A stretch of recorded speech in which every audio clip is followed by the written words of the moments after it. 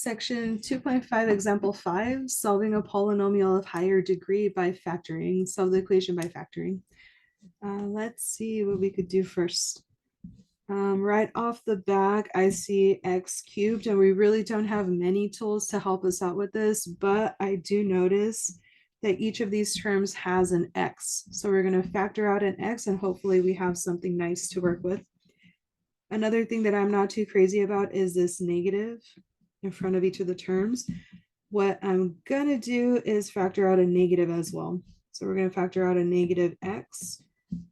And when we factor out a negative x from this term, it leaves us with a positive 3x squared.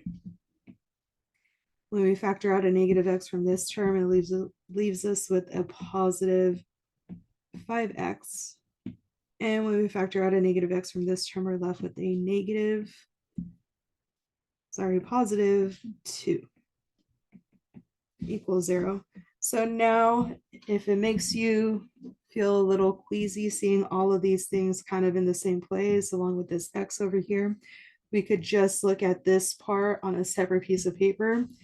But I'm going to keep it here just so we could have all of the problem here in one place, because this x here is really, really important, and you'll see why once we get to the end.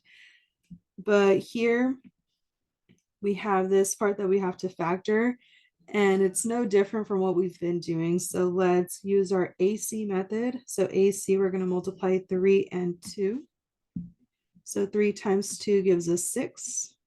And we're looking for two numbers that give us 5. So two numbers when multiplied, they give us 6, and two numbers when added give us 5. So factors of 6 are going to be 1 times 6, 2 times 3, 3 times 2, which is what we have here already. So from here, this is a positive 6, so it should be the sum of these two values. So 1 plus 6 gives us 7. It doesn't look like that one's going to work for us. And next we have 2 plus 3 gives us 5, and that's the perfect one there. So 2 and 3 are going to be our magic numbers. And we just have to make sure that everything is neatly organized so it doesn't mess with any of the previous things that we factored out already. So we're going to leave that negative x over here. This 5x is going to be written as a combination of 2x plus 3x. So plus 2x plus 3x plus 2.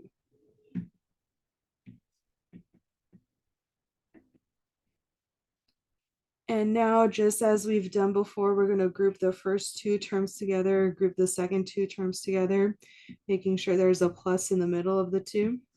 And we're going to factor out as much as we can from each of these groups. So leaving this negative x over here on the side. And we'll put these in brackets just to make it a little bit easier to see where all of these things are. So bracket for everything that we're factoring right now. From this first group here, it looks like we could factor out at most a 2, not a 2, an x. And when we factor out an x, 3x squared divided by x is going to leave us with the 3x. And factoring out an x from 2x is going to leave us with 2, so plus 2.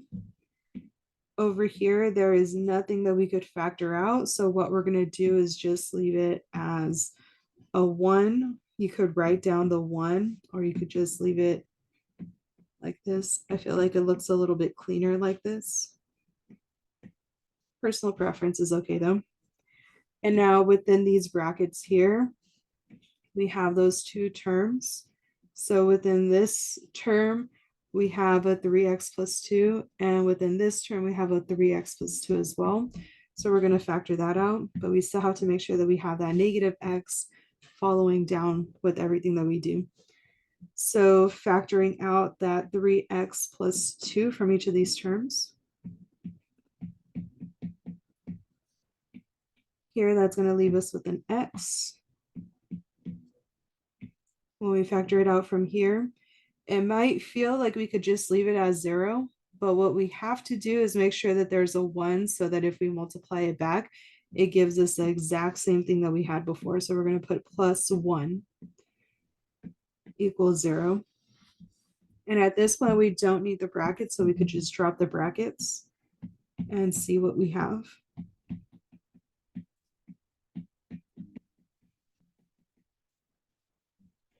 And from here, we still have our zero product property. So zero product property tells us that the product of the left-hand side is going to be equal to 0 when this part is equal to 0, when this part is equal to 0, and when this part is equal to 0.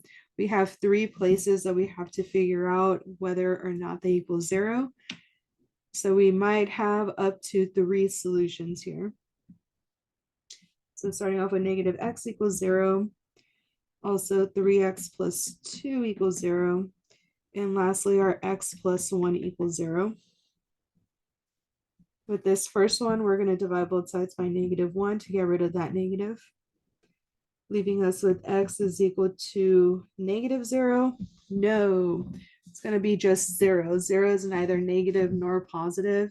It has no value, so we would just leave it as x equals 0. So that's our first solution there. Subtract 2 from both sides for this part. 3x is equal to a -2. Divide both sides by 3. And x is equal to a -2 over 3. I'm sure I've said this in a previous video, but if I haven't, the negative is neither on the numerator nor on the denominator. This whole value is a number, or this whole number is a value. So it's the value itself that's negative. So it doesn't matter whether you put in the numerator, whether you put in the denominator, it's a whole number that's negative. Subtract 1 from both sides, leaving us with x is equal to a -1. That's our last solution there. So with all of that said, we have x is equal to a -1, -2 over 3, and also 0. And that's it. If you have any questions, please feel free to ask. Otherwise, bye.